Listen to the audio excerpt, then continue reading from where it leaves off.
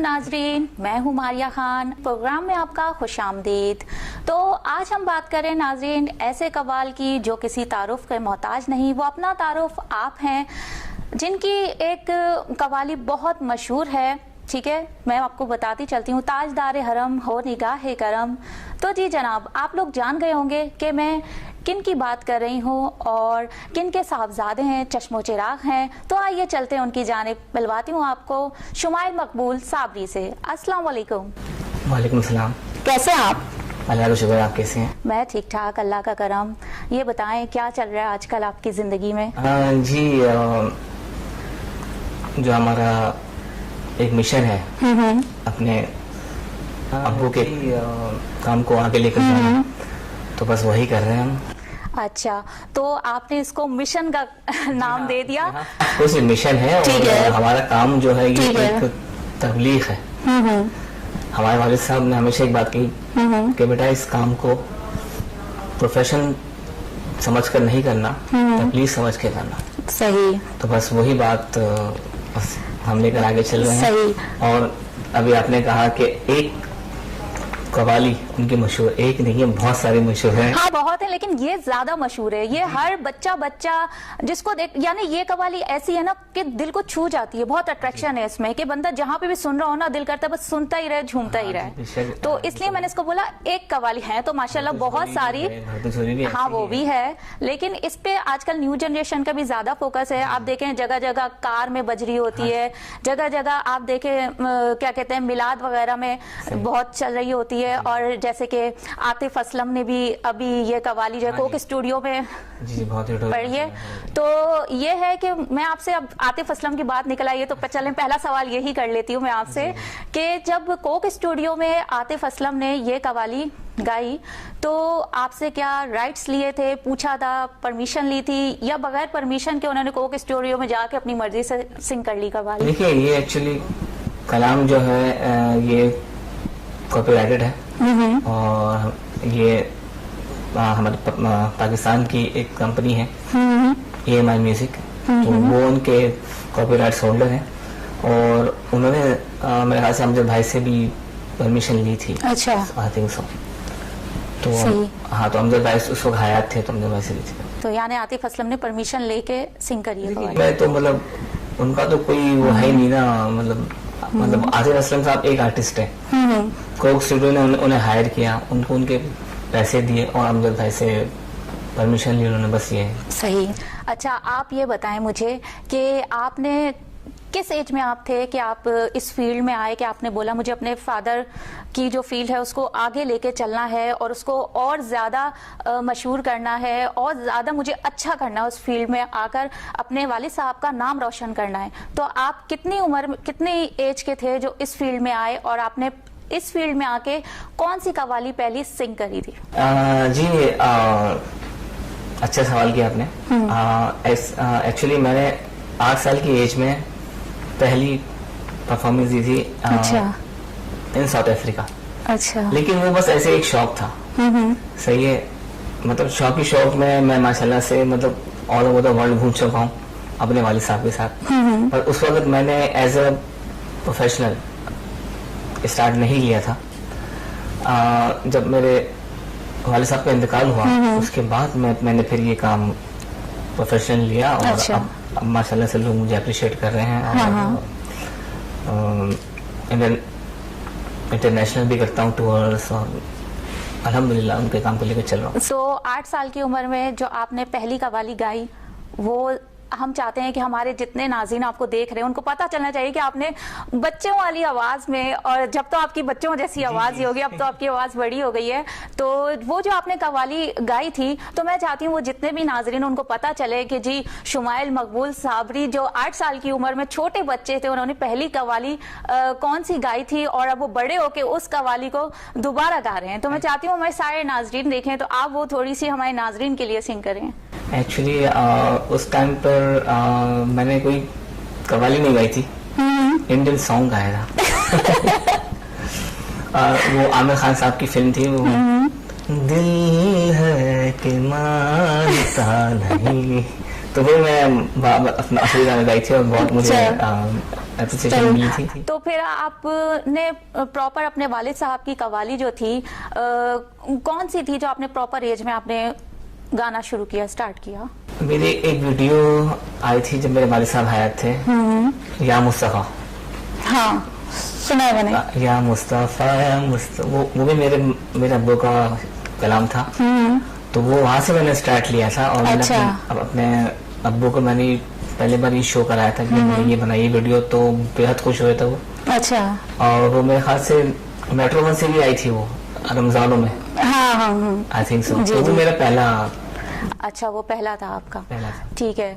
तो अभी आप मुझे ये बताएं कि घर की तरफ से होता है ना कि अगर कोई बच्चा कोई गुण अपनाता है तो घर वाले बोलते हैं नहीं अभी पढ़ाई की तरफ तवज्जो दो, ये नहीं करना वो नहीं करना, अभी सिर्फ पढ़ाई पे फोकस दो। तो ऐसा कुछ घर में पेरेंट्स ने किया था या नहीं? आप बिल्कुल क्या था, और हम मतलब अलाउड भी नहीं थे। अच्छा। यानी एक मतलब एज में यानी एक एज होती है हर चीज की। और जब मेरी एजुकेशन, जब मैंने ग्रेजुएशन कर लिया, उसके बाद अब्बू ने फिर कहा कि अगर तुम्हें शौक है तो तुम आ जाओ, वरना मतलब आपका जो भी शौक है किसी फील्ड के अंदर तो एज यू विश। उन्होंने यानी उन्होंने हम पे कोई पाबंदी नहीं जबरदस्ती नहीं लगाई। करी कि जो आपका शौक है वो करो। अच्छा, आपने बहुत जगह जगह गाया होगा माशाल्लाह जी, से, जी। पूरी दुनिया में आप मशहूर हैं, आपकी कवालियां मशहूर हैं, आपके फादर की कवालियां मशहूर हैं। तो ये बताएं सबसे ज्यादा आपको कहाँ पे मजा आया और क्राउड कहाँ पे था? ऐसी कोई जगह होती है ना खास कि बंदा बोलता है नहीं, उसके माइंड में रहता है कि यहाँ क्राउड अच्छा था, मुझे यहीं दोबारा जाना चाहिए, यहीं मुझे बहुत प्यार मोहब्बत मिली। तो कोई एक खास जगह होती है हर बंदे के? वैसे तो मैंने इंडिया में भी किया है परफॉर्म, दुबई में भी किया है, अबू धाबी में भी किया है, मॉरिशस में भी किया है, अफ्रीका में भी किया है। सो आई थिंक अफ्रीका में ज्यादा बेस्ट है। ज्यादा बेस्ट है, और अपना इंडिया में भी है। तो वहाँ पे आपको अफ्रीका में ज्यादा बेस्ट क्या लगा? क्राउड अच्छा लगा, मोहब्बत वहाँ की अच्छी लगी? बट एंड क्राउड हमारे वाले साहब को बहुत यानी वो मानते हैं और उनके बहुत बेहद रिस्पेक्ट करते हैं। पाकिस्तान में भी अच्छा है, ऐसी बात नहीं है। यहाँ के लोग भी बहुत इज्जत करते हैं, एहतराम करते हैं। तो लेकिन वो बात ये ना कि मेरा वहाँ से कुछ गहरा ताल्लुक है। और अगर मैं वो सवाल करूं कि क्या गहरा ताल्लुक, तो आप बताना पसंद करेंगे? जी बिल्कुल, ऑफ कोर्स, क्योंकि मेरी वालदा जो है वो असल में साउथ अफ्रीकन है। अच्छा अच्छा। और मेरी तीन बहनों की शादी भी वही हुई है माशाल्लाह। और तो बस इसलिए वहाँ से, और मैंने अपना स्कूल भी वहीं से किया है, तो इसलिए वहाँ से कुछ फिर तो मोहब्बत बनती है ज्यादा। अच्छा, मैं आपसे ये पूछना चाहूंगी कि आजकल जो है न्यू जनरेशन कव्वाली की तरफ आ रही है, ठीक है? आपने देखा होगा बहुत सारी, पहले लोगों को यानी इतना इंटरेस्ट नहीं था कव्वाली की तरफ, लेकिन अब आप देखें न्यू जनरेशन जो है वो कव्वाली की तरफ आ रही है, कव्वालियां सुन रही है। और क्या कहते हैं, बहुत सारे ऐसी कव्वालियां भी सुन रही है कि जो साबरी ब्रदर्स बने हुए हैं लेकिन है नहीं, ठीक है? तो आप मुझे ये बताएं कि ये जो वैसे रियल साबरी ब्रदर्स है, सबको बताए कौन है कौन नहीं है, ठीक है? वो जो कव्वाली सुनता है प्रॉपर, ठीक है, जो डीपली जानता है सारी नॉलेज, वो जानता है कि कौन है रियल कौन है फेक, ठीक है? लेकिन अभी साबरी सिस्टर्स आ गई हैं, साबरी ब्रदर्स बहुत सारे आ गए हैं, ठीक है? तो आप इनके बारे में क्या कहना चाहेंगे कि ये कौन है, असल साबरी है या फेक साबरी है? और अगर फेक साबरी है तो इन्होंने साबरी क्यों लगाया हुआ अपनी नेम पे? देखिए, हर इंसान को सबसे शोहरत चाहिए होती है। ये लोग ये हरकतें कर रहे हैं, ठीक है, अल्लाह ताला उनको भी अता कर रहा है, अल्लाह ताला हमें भी अता कर रहा है। तो इस चीज़ पर हमें कोई ऑब्जेक्शन नहीं है, अल्लाह ताला सबको दे। लेकिन एक नाम इस्तेमाल आप कर रहे हैं, ये गलत है, क्योंकि ये नाम का अब जो होल्डर है, जिस नाम के कॉपीराइट है, अब वो हमारे पास है जी। मेरे पास है, मेरी अम्मी के पास है। तो ये बातें कुछ अच्छी नहीं है और इसके खिलाफ में एक्शन हम लेंगे, ज़रूर लेंगे। और हमारी आवाम जो है वो खुद जानती है कि असल कौन है और फेक कौन है। और ये अच्छी बात है कि अगर आज की जनरेशन, हमारी जनरेशन इस तरफ अगर आ रही है तो ये बहुत अच्छी बात है, हमारा दीन फैल रहा है, तो I think it's a good thing. अच्छा, मैं चाहूंगी कि हमारे नाजरीन को अब आप ऐसी कव्वाली सुनाएं जो दिल को छू जाए, लेकिन वो कव्वाली आपके वालिद साहब की होनी चाहिए, जो आपने पहली मर्तबा, ज़ाहिर बात है आपकी अपनी तो होंगी नहीं, आपने वालिद साहब की पहले गाई होंगी कव्वालियाँ, ठीक है, तो जो उनको भी पसंद थी और आपको भी पसंद हो वो कव्वाली हमें सुनाएं। जी बिल्कुल सुनाएंगे। सुनाएं फिर हमारे नाजरीन को।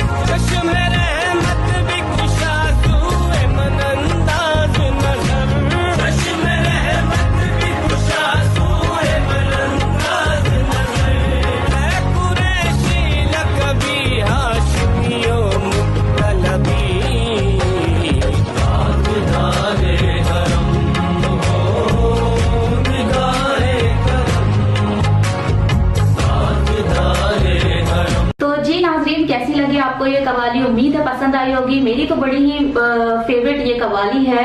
तो अभी शुमाइल मकबूल साबरी हमारे साथ हैं, चलिए इनसे और मजे मजे की चिटचैट और गपशप करते हैं, मजे मजे की बातें, इनके बचपन की बातें। तो जी अब आते हैं आपके बचपन की तरफ। तो ये बताइए कि बचपन में आप शरारती थे? बचपना तो अभी तक है मतलब अभी मैं यानी मतलब अनमैरिड हूँ, अभी शादी भी नहीं हुई है और इतनी एज ही नहीं है। नहीं तो आपने कह दिया अनमैरिड हूँ, तो अनमैरिड बच्चे होते हैं। अब ऐसा नहीं बोले, सारे लोग जितने भी बड़े बड़े एज के भी है ना।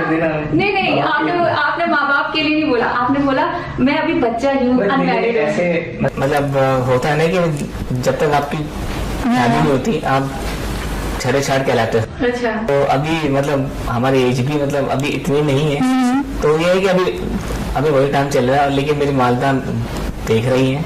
अच्छा, तो ये बताएं कि बचपन में सब बहन भाई जो है माँ बाप के बहुत लाडले होते हैं, ठीक है, जेलसी भी होती है, इसको ज्यादा मोहब्बत मिल रही है, मुझे कम मिल रही है, ऐसा कुछ आपके साथ हुआ? नहीं, एक्चुअली ऐसा तो आज तक मतलब हुआ नहीं, क्योंकि मैं सिर्फ एक ही था। अच्छा, भाइयों में एक ही था। अच्छा। बेटों में एक ही था, मतलब इकलौता था मैं, तो मेरी हर ख्वाहिश पूरी होती थी और आज तक होती है। मेरे वाला जो मतलब जो मुझे चाहिए। तो ज्यादा एक तोता लाडला होता है, फिर बहनों के भी आप लाडते होंगे जी। ठीक। अच्छा, जब आप स्कूल लाइफ में थे, ठीक है, जब आप स्कूल जाते थे तो जाहिर बात है आपके फादर एक बहुत बड़ा नाम, बहुत बड़ी हस्ती, तो हर कोई उनको जानता है। तो स्कूल में जब आप जाते थे तो आपको कैसा फील होता था कि आपको सब बोलते होंगे कि आप इतने बड़े कव्वाल के बेटे हैं, और आपको किस तरह लगता? आप एटीट्यूड में जाते थे या नॉर्मली जाते थे? होते ना भरम एटीट्यूड के मैं बहुत बड़े कव्वाल का बेटा हूँ, एक भरम होते हैं लोग। एक्चुअली हमारे अंदर ऐसी कोई बात नहीं है। अल्लाह बख्शे हमारे अमजद भाई भी, उनका भी इतना बड़ा नाम हो गया था, लेकिन बहुत इतनी उनमें आजिज़ी थी, और हमारे अंदर भी वही बात है, हमारे खानदान में ये चीज़ें नहीं है। हाँ, लेकिन अब बचपने की बात आप कर रही हैं तो उस वक्त मतलब इतने हमें मतलब अकल ही नहीं थी कि हमारे वालिद साहब इतने बड़े स्टार हैं। और बस ये है कि जो एक नॉर्मल स्कूल होता है, तो यानी मैं यहाँ पर 4 क्लास तक पढ़ा हूँ, उसके बाद मैंने मतलब अफ्रीका में पढ़ा है, केप टाउन में। तो वहाँ तो उन चीज़ों का कुछ यानी वो तो बस सारे मतलब अंग्रेज़ लोग होते हैं, उनके बीच में मैंने एजुकेशन हासिल की, तो उनको तो इस चीज़ के बारे में मतलब इल्म ही नहीं है कि कव्वाली क्या होती है। और जो मतलब जो इंडियंस लोग थे वहाँ पे, जो पाकिस्तानी कुछ लोग थे, तो वो मुझसे वाकिफ़ थे कि मैं कौन था, और बहुत एहतराम करते थे कि आप इतने बड़े उस्ताद की मतलब औलाद हैं, और बहुत मतलब एहतराम करते थे वो। जी नाज़रीन, शुमाइल मकबूल साबरी हमारे साथ हैं। मिलते हैं एक छोटे से ब्रेक के बाद, तो जाइएगा कहीं नहीं, हमारे साथ रहिए।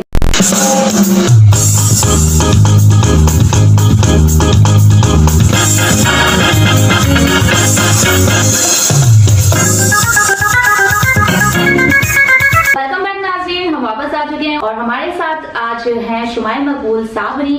तो चलिए वापस उनकी जानिब चलते हैं और बातचीत का सिलसिला जारी करते हैं।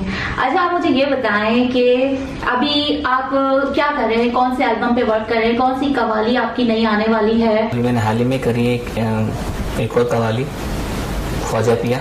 अच्छा। जो आजकल बहुत चल रही है सोशल मीडिया पे, तो वो भी मैं आपके खिदमत में पेश करूंगा।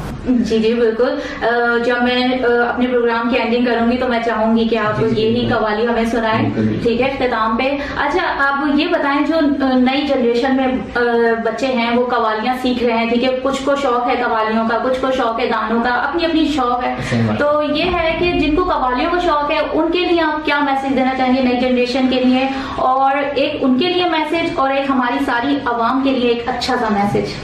हाँ जी, उनके लिए तो यही मैं कहूँगा कि अगर आपको शौक है कव्वाली का तो अच्छी बात है, लेकिन आप इसे सीखें पहले किसी अच्छे उस्ताद से, आप यानी मतलब इसका इल्म हासिल करें। हम भी करते हैं, आज तक कर रहे हैं, और मेरे उस्ताद हैं, मैं उनके पास हफ्ते में 4 दिन जाता हूँ। सही। और मैंने अपने अब्बू से भी मतलब इल्म हासिल किया है, तो इसके लिए इल्म हासिल करना बहुत इम्पोर्टेंट है।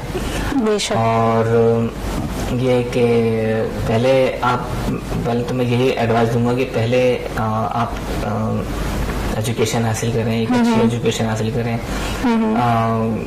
क्योंकि इस फील्ड कोई सी भी हो उसके लिए उसमें एजुकेशन का होना बेहद इम्पोर्टेंट है। और मेरा पैगाम तो मैं बस यही कहूँगा अपनी आवाम से कि हमारा पैगाम है मोहब्बत जहाँ तक पहुँचे, और जो प्यार मोहब्बत आपने हमारे वालिद साहब को दिया, हमारे ताया जान को दिया, अमजद भाई को दिया, वही प्यार मोहब्बत आप हमें भी दीजिए। बस यही मेरी उनसे दरख्वास्त है। बहुत अच्छा मैसेज है। अच्छा, अब जाते जाते जो आपने अभी कलाम बोला कि अभी बहुत मशहूर हो रहा है, तो वो आप हमें सुनाइएगा, और आपका बहुत बहुत शुक्रिया। और ये बात मैं अपनी आवाम से कहना चाहूंगा कि ये कलाम मैंने खुद लिखा भी है, कंपोज भी किया है और गाया भी है। ठीक है, शुमाइल मकबूल साबरी, आपका बहुत बहुत शुक्रिया कि आपने अपना कीमती टाइम निकाला, हमारे प्रोग्राम में आए और हमारे शो को 4 चांद लगाए। ठीक है, थैंक यू। तो इसी के साथ नाज़रीन, उम्मीद है आपको ये छोटी सी गपशप हमारी शुमाइल मकबूल साबरी के साथ बहुत पसंद आई होगी। अपने कमेंट्स से मुझे आगाह कीजिए, वीडियो को ज्यादा से ज्यादा शेयर कीजिए, लाइक कीजिए, कमेंट्स कीजिए, और तब तक के लिए रखिएगा अपना ख्याल। मारिया खान को दीजिए इजाजत। अल्लाह निगहबान।